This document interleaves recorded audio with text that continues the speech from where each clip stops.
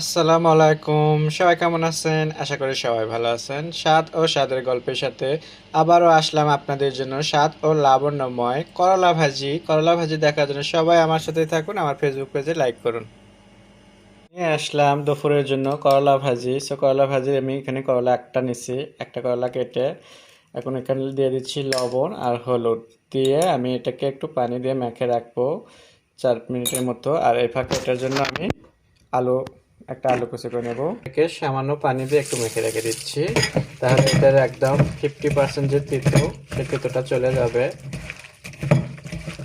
তো আমি মেখে রেখে দিলাম, এই ফাঁকে আমি আলুটা কুচি করে নেবো আর পেঁয়াজ। সো এখানে নিয়ে নিলাম একটা আলু, আমি এরকম করে একটু কুচি করে নিয়ে নিছি। সাথে নিয়ে নিচ্ছি এখানে পেঁয়াজ আর লগা কাঁচামরিচ। এখন আমি চলে যাচ্ছি করলাটা, এটাকে এখন ভালোভাবে একটু ধুয়ে পানিটা ঝরে নেব। ভালোভাবে এটা ধুয়ে নিয়ে আমি পানিটা ঝরে নিলাম। এখন আমি চলে যাচ্ছি চুলোতে।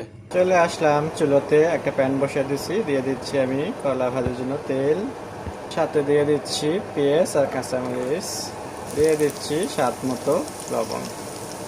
এখন সুন্দর করে পেঁয়াজটাকে একটু হালকা একটু ভেজে নেব এইভাবে।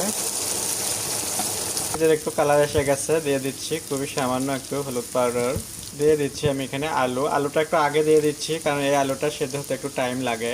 এই জন্য আমি আলুটা আগে দিলাম, কারণ করলা ভাজি করতে তেমন একটা সময় লাগবে না, কিন্তু দেখা গেছে করলা সেদ্ধ হয়ে যাবে, আলুটা আমার সেদ্ধই হবে না। এর জন্য করে আলুটা আমি আগে একটু ভেজে নিচ্ছি 2 মিনিটের মতো, তারপরে আমি এখানে করলা অ্যাড করবো। সো আমি এখানে 2 মিনিট একটু আলুটা ভেজে নিচ্ছি, দেখতেই পাচ্ছেন সুন্দর একটা কালার এসে গেছে। এখানে আমি এখন অ্যাড করে দেবো করলা,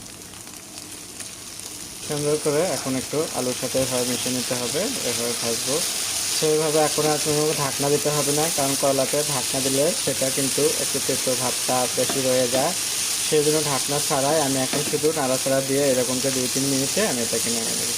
তো এর মধ্যে কোনো কিছু দেওয়ার কোনো দরকার নাই, খুবই সামান্য ঘরে থাকা শুধু পেঁয়াজ আর কাঁচামরিচ, একটু লবণ আর তেল দিয়ে আপনারা কিন্তু মজাদার করলা ভাজি করতে পারবেন।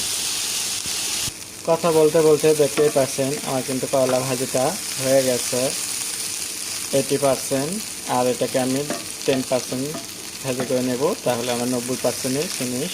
সো সুন্দর কালার আর সুন্দর স্বাদ নিয়ে আসার জন্য করলা ভাজির কালারটা কিন্তু এভাবেই রাখতে হবে। বেশি কালো করলে সেটা কিন্তু স্বাদও থাকবে না, সৌন্দর্য কালারও থাকবে না। এই করলা ভাজিটা এখন যদি আপনাদেরকে সার্ভ করে দেখায়, আপনার দেখেই খেতে ইচ্ছে করবে, আর খাবার বসে তো একদম চাটে ফুটে ভাত খাবেন আপনারা।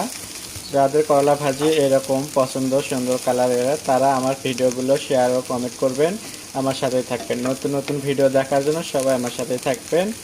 তো আমার করলা ভাজিটা হয়ে গেল। সবাই ভালো থাকবেন। আল্লাহ হাফেজ।